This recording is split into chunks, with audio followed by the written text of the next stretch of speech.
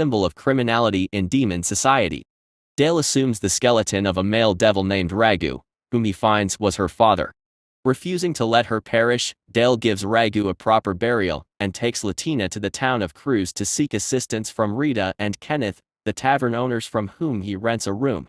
Together, Dale and Rita care for her, providing a bath, food, and a place to rest. By the next morning, Latina develops a strong bond with Dale, and Rita gives her ribbons to conceal her horns. After purchasing new clothes and shoes for Latina, despite his perilous adventurer lifestyle and lack of experience with children, Dale decides to adopt her as his daughter. While residing in the forest, Ragu introduces Latina to her first rainbow. Dale has become an incredibly devoted parent, but in doing so, he neglects his job to spend time with her.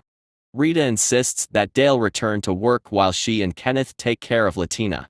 Despite her awkward attempts to help in the tavern, Latina manages to charm the typically gruff adventurer customers. A week later, she starts learning the human language and cooking. During a supply run with Kenneth, Latina becomes captivated by a street magician conjuring a rainbow. Worried, Dale hurries to find her while Rita rallies Gilvester and the other adventurer customers to aid in the search. Along her adventures, Latina encounters 3 young boys, Rudy, Marcel, and Anthony, whose unintentional actions make her cry. However, when their friend Chloe retaliates against them, Latina heals Marcel's scraped knee, revealing her rare skill of using magic. As they all become friends, they encounter Gilvester, who escorts Latina to the tavern and later brings the children home. Apologizing for causing trouble to the adventurers, Latina becomes emotional when Dale returns, expressing her desire to stay with him and fear of being alone again. That night, she and Dale read a book together, featuring a picture of a rainbow. Dale is heartbroken when assigned a job that will separate him from Latina for several days. He travels there on a dragon's back, but his sour mood frightens the pilot, who inadvertently motivates Dale to bring back souvenir candy for Latina. During his journey, Dale reunites with his old friend, Lord Gregor, who is astonished to learn about Dale's adoption of a devil child. The king asks Dale to eliminate several servants of the 7th Demon Lord to avoid sending his own soldiers, as it might provoke a war with the Demon Lord. Meanwhile, back at the tavern, Latina feels down, so Kenneth teaches her how to make shepherd's pie. Chloe, Latina's friend, visits the tavern to inquire if Latina plans on attending school, prompting Rita to encourage Dale to enroll her at the local school. In the forest, Dale, Gregor, and other adventurers carry out their mission to assassinate 3 dragons, several humans, and a female demon, all of whom were serving the Demon Lord. Back at the tavern, Latina's shepherd's pie becomes a hit with customers, and Gilvester is amazed at how quickly she charms even the gruffest adventurer customers. After 2 weeks, Dale finally returns home with gifts for Latina, who, in turn, surprises him with a shepherd's pie she specially made for him. Latina impresses Dale by healing an adventurer's injured arm, prompting him to teach her several new spells. On her first day at school, Latina makes a new friend named Sylvia, but their teacher, a religious zealot, makes her uncomfortable. The situation worsens on her second day when the teacher discovers Latina's horn under her ribbon, leading to a physical attack and the spewing of anti-demon hatred, which the other students defend against. The teacher is ultimately removed by the staff. Learning about the long demon lifespan of 200 years, more than twice Dale's, leaves Latina traumatized. Distressed by the thought of outliving her friends and Dale, she violently breaks off her remaining horn, causing a near-fatal injury, and Kenneth rushes her to the temple's hospital. After reassuring Latina, Dale takes swift action and uses his political influence to have the teacher fired and defrocked, exposing her history of discrimination against elves. The adventurers celebrate Latina's recovery with a party, during which she apologizes for causing concern. It is revealed at the party that Latina cannot sing, but Dale still finds it endearing. Latina discovers the concept of birthdays from her classmates and begins visiting Chloe's house after school to learn embroidery from Chloe's tailor parents.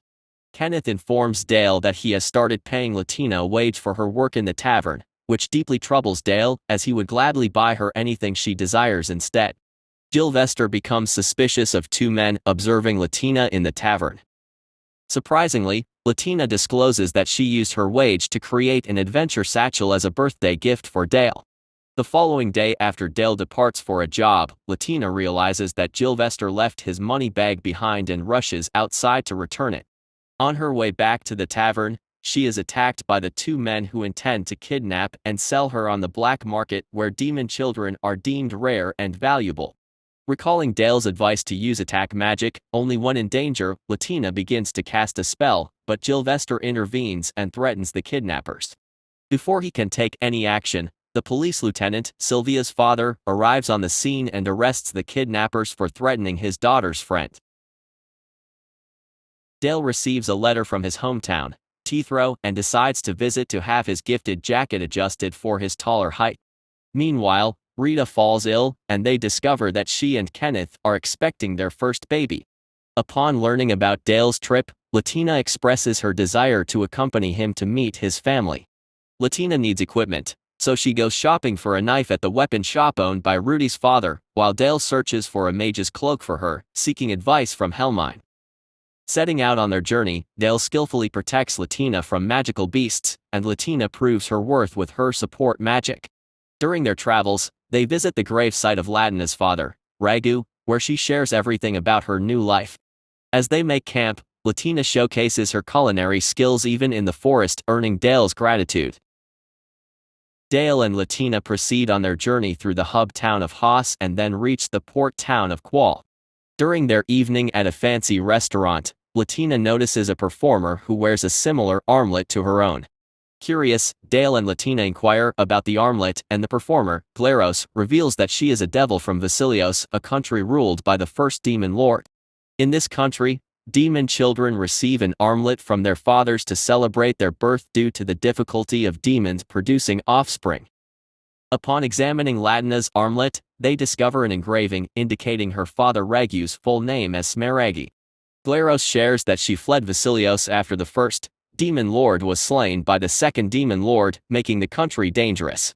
She also explains that there are multiple demon lords, including the third demon lord of the sea and the sixth demon lord of the giants, but three are known as calamitous demon lords, the second demon lord of the underworld, fourth demon lord of plague, and seventh demon lord of war.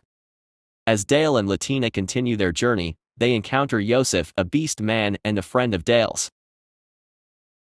Dale and Latina reach a village inhabited by beast men for their next stop. They are welcomed into Joseph's family home, where Latina quickly bonds with Joseph's daughter, Maya. The following day, they indulge in a sumptuous feast prepared by the beast men, who showcase their hunting skills by bringing in two giant boars. After spending another night in the village, Dale and Latina resume their journey, but Maya becomes upset at the thought of Latina leaving. As they continue, they encounter a perilous situation where they dodge a barrage of arrows and navigate through traps set by soldiers. Eventually, they reach Dale's hometown, the village of Teethro. Dale discloses to Latina that one of the primary reasons for his return is his brother York's upcoming marriage to Frida, the chief's daughter from the nearby village of Sunnis. Dale proudly introduces Latina to his family. Latina pens a letter and sends it to her friends in Cruz. Meanwhile, the villagers in Teethro are busy preparing for the wedding. Dale's grandmother, Wendelgard, takes Latina to a kennel where she can play with the dogs. Later that night, Latina expresses her happiness to Dale for being with him. The following day, with Dale following closely, Latina feeds some dried meat to a baby, soaring wolf she encountered in the woods, thanks to Wendelgard's guidance. This act helps Latina befriend the creatures. As night falls, York and Frida's wedding takes place, prompting Dale to open up to Latina about his life before they met. He had accepted the title of Reki and the responsibility of protecting the village. Unfortunately, this meant he had to take the lives of those who posed a threat to Teethro, which left him unhappy until he met Latina. Dale and Latina get ready for their journey back to Cruz, taking the time to bid farewell to their friends and family in Teethro. Before they leave, Wendelgard gives Latina a name, which is typically bestowed upon villagers when they come of age. However, Wendelgard knows she might not live to see Latina reach that milestone. With their goodbyes said, they embark on their return trip, making a stop at the Beastman village where Maya warmly welcomes Latina back. After spending a day there, they continue their journey and once again visit Qual. On this stop, Latina purchases a souvenir for Rita. Sometime later, they finally arrive back at Cruz. Latina returns to school and shares her adventures with her friends, while Dale does the same with Kenneth and Rita at the tavern. One day, while they are together, Sylvia mentions to Latina that cats tend to gather at night in the marketplace, but she advises against going there after dark. Instead, Dale takes Latina to visit Gojo Shisu, Gylvester's neighbor, who keeps several cats as pets. Shisu, who had immigrated from overseas, convinces Dale to host a festival celebrating the growth of children, a tradition from his homeland. As part of the festival, Latina gets dressed in a kimono. Meanwhile, the soaring wolf pup whom Latina had befriended makes its way to Cruz to see her. As Rita's child's birth approaches, Helmine pays a visit, accompanying Dale on his next assignment that will keep him out of town for a month. Latina expresses a wish to grow up, which puts Dale in a bad mood, leading him to drown his sorrows in alcohol. That night, Helmine advises Dale to be more realistic about his devotion to Latina and urges him to live as long as he can for her sake. On the day before Dale's departure, he and Latina make a trip to Rag's grave, where Dale promises to look after Latina for as long as he lives. The following day, Dale sets off for his assignment, leaving Latina in the care of Rita and Kenneth. During Dale's absence, Rita gives birth to her child, and both the Soaring Wolf and Joe's family visit the tavern to see the baby, reuniting Latina with Maya.